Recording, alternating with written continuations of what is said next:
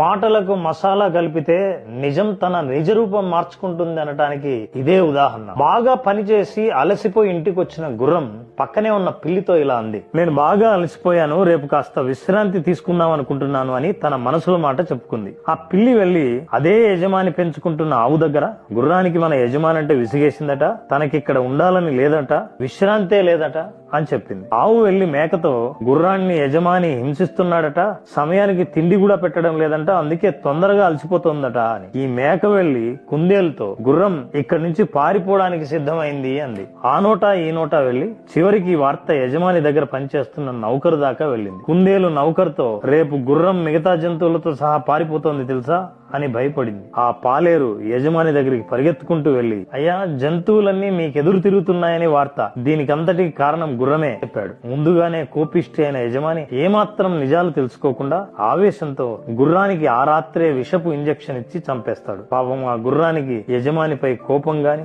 అసంతృప్తి గాని లేదు, కేవలం తన అలసట గురించి ఒక్క తప్పుడు వ్యక్తికి చేరవేసిందంతే. అదే చిలికి చిలికి గాలివనై చివరికి తన ప్రాణాలు పోగొట్టుకునేదాకా తెచ్చుకుంది. అందుకే మీ జీవితంలో ఉన్న మనసులో మాట, మీ ఆర్థిక స్థితి, మీ ఆలోచనలను, అభిప్రాయాలని, లక్ష్యాలని ఎవరికి పడితే వాళ్ళకు చెప్పకండి. మీ బాధల్ని చూసి మీ ముందు జాలి ఒలకపోసినా మీ వెనకాల వ్యతిరేక ప్రచారం చేయొచ్చు. అందరూ అలా ఉండకపోవచ్చు, కానీ మీ జీవితాన్ని నాశనం చేయాలంటే ఒక్క మనిషి చాలదా? మీరేమంటారు?